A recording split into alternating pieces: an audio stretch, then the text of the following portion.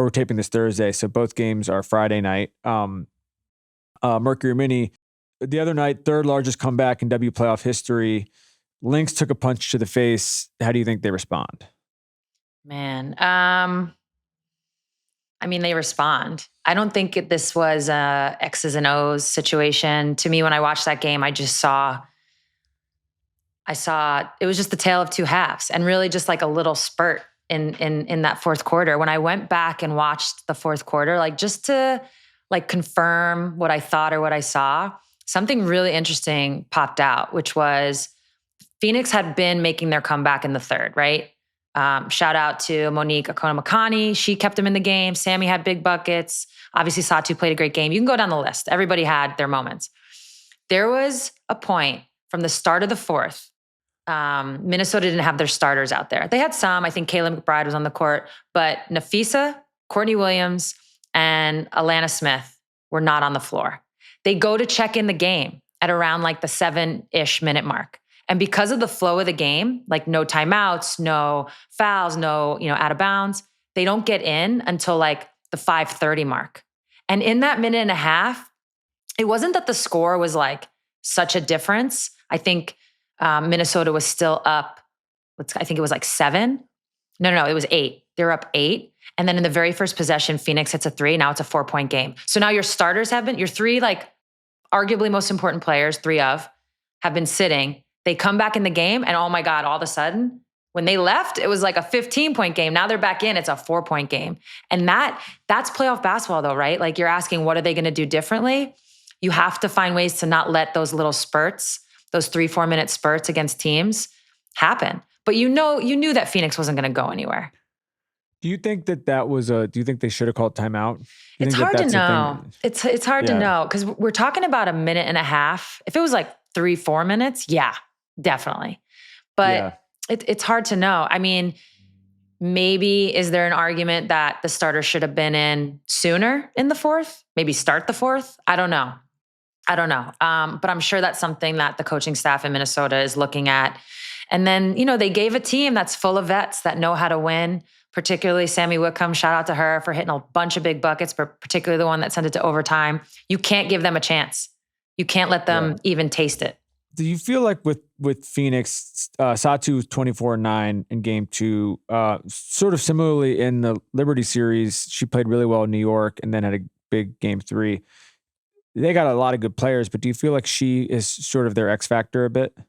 Yeah, because she, rightfully so, is nicknamed the unicorn for a reason. She can do so many different things on the floor. So what makes her the X factor, even though you could argue they have a bunch of X factors, what makes her the different type of X factor is when she's on, she can be virtually unguardable. She's just a matchup nightmare. She started out shooting the ball really well. She actually got interviewed, I think, in one of the timeouts, and she's like, yeah, last game, I still played well. I didn't score as much, but I knew she was, you could tell she was a little bit more focused on scoring this game. And that's the issue, right? Like when she's on, how do you stop a player who's 6'4" and can do it all? Do you feel like if you're the glass half full for Minnesota, besides the fact that, they're Minnesota and the best team in the league and blah, blah, blah, all that stuff, they were 7 of 28 from 3. If they had even shot 26% from 3, they win the game after everything else. So do you feel like it's a little bit, sometimes with this stuff, it's just make or miss, and it's like you just make a couple more shots and just go home? Yeah, it's hard to say because obviously that's the truth. That's like the reality of it. I think we talk about numbers in this way sometimes where it's like, oh, if they just made a couple more, and obviously it's not that simple. But in the first half, anybody who watched noticed like the big difference was Minnesota was just hitting in the first half. They were able to make shots that Phoenix wasn't able to make in the first half. And that's, I think, what helped them get that lead. So, is it something that, are you talking about making and missing shots, or you're talking about like your execution and getting better shots? Courtney Williams was hitting. I mean, her mid-range, I just love her mid-range. I love that she's keeping the mid-range alive. I actually have a really fascinating story. I was chatting with Daryl Morey, who's obviously like Mr. Analytics, Mr., points per possession and all the things and value around shots and 3-pointers and layups and the whole thing. And he actually made the point, because we've talked about this a lot, how in the WNBA, because the rim percentage, right, like in the restricted area, isn't as high in the WNBA than it is in the NBA, you can argue that the mid-range becomes like just a little bit more valuable. Yeah. And so you have a player like Courtney where defenses are now seemingly giving that, but you have a player like Courtney that's going to take it. And in the WNBA, it's actually not a bad shot. That is really interesting. Mm-hmm. That's a good thesis for somebody. I mean, not to sidetrack too much, but like from the games tomorrow, but like who else do you kind of view is in that bucket? The mid-range, like now? Yeah. Because you could see there's an obvious tier in the NBA and they get criticized for it. Guys like DeMar get criticized for it. Yeah, that's ridiculous. If you're good at something, this is honestly, this goes elite back at something. Yeah. I mean, right now you've got players like Jewel Lloyd, Chelsea Gray, Erica Wheeler plays in the mid-range. There's a lot of players. I mean, if you gave me time to think, I could pull a lot of names. Well, it is also, and it just is a thing, which is just, the sport in general, which is if you can get to your spots, it's going to help everything else. Yeah. So like if you can get to the mid-range early, even if you do want to put up a certain number of threes a night, like you can't just go down there and start jacking threes. Mm-hmm. You have to like play within the offense. And so if they're going to scheme to allow Courtney that shot, she should just stay there until they get her out of it, basically. Yeah. I mean, a lot of hers are in transition, and there's no scout for that anyways. Yeah. Second game, Indy Vegas. Mm-hmm. Broadly speaking, I guess, what did you see in the first two that stood out the most? I think what makes this series so fascinating, and I'm going to use the coach's words to kind of paint the picture.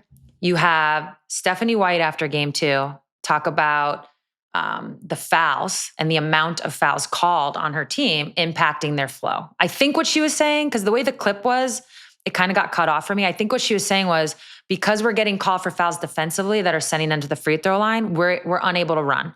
And that's impacting like all of our flow. And then in the same, like literally probably 10 minutes later, Becky Hammon takes the stand. Becky Hammon gets up there for the press conference and she's like, this physicality is crazy. I have NBA assistants who, when they come to this league, they can't believe how physical it is. And if it was like this in the NBA, we'd be seeing fights left and right. And I just find that to be so funny. But it really tells the story of the series. Because I think in game 1, you had an Indiana Fever team, and they did this against Atlanta too, being very physical defensively, really dictating things defensively. If you go back to game 1 and watch the first quarter, watch Lexi Hull guard Jackie Young. She's like glue on her, all over her, forcing the refs to call it or not. And when you're playing that way defensively and they don't call it, yeah, it goes to your favor. And when you're playing that way defensively and they do call it, it's going to mess your flow up. But that to me is really what's like dictating how both these teams are able to play. And in game 1, Indiana was able to get going. And in game 2, I thought Vegas handled Indiana's pressure better. Chelsea Gray was able to drop a couple dimes like in that first half to get them settled in. And then the rest, I think, took care of itself for them. So if we look ahead to Friday, Indy's at home, it feels like that may be a thing. They had success in the Atlanta series with this as well in terms of dictating that a little bit more. Yeah, I mean, listen, anytime a team like Indiana, who is riding a little bit of a high, right? Nobody expected this. They have, arguably one of the best fan bases. I think they finished second in home attendance. Overall attendance, they were first, but I think they finished second in home attendance. So they're going to have whatever that building holds, they will have. They will have that amount of people. So it's going to be crazy. And when, you played against a team, you split with a team, we all know if you win on the road, it changes the entire dynamics of a series.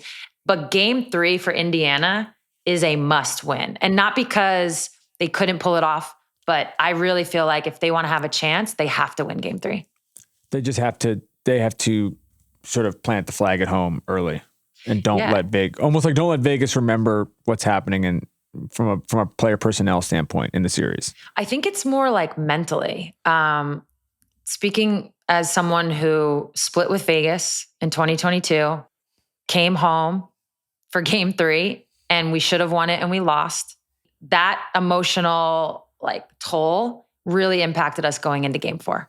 And I just think, again, it doesn't mean that Vegas can't respond. It doesn't mean Indiana automatically wins. You got to play the games.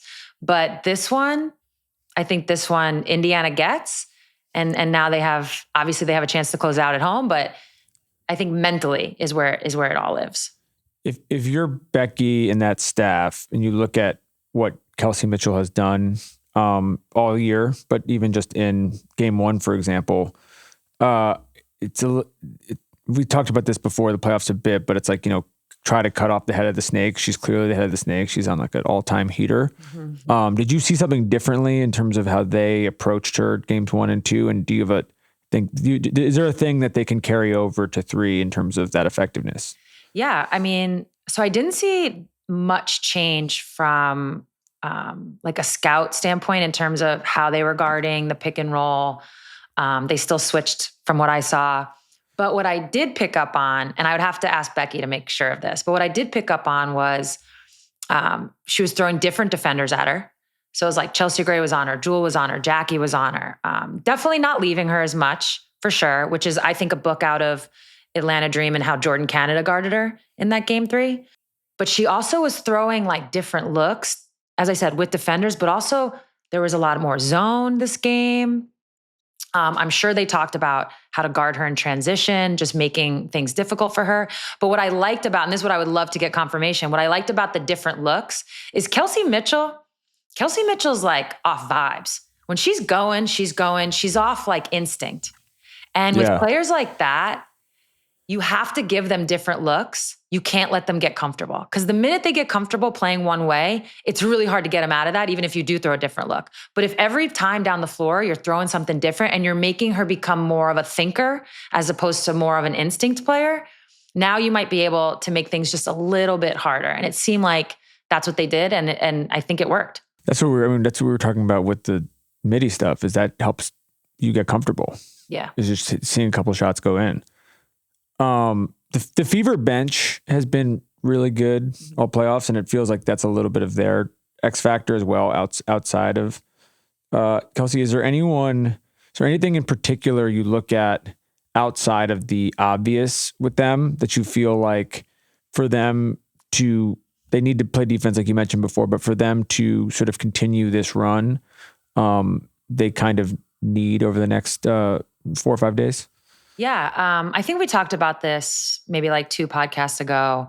So who they bring off the bench, what makes them effective is that they're all vets. And they're not just vets, they're vets who have either been to the WNBA Finals or have won in the WNBA Finals.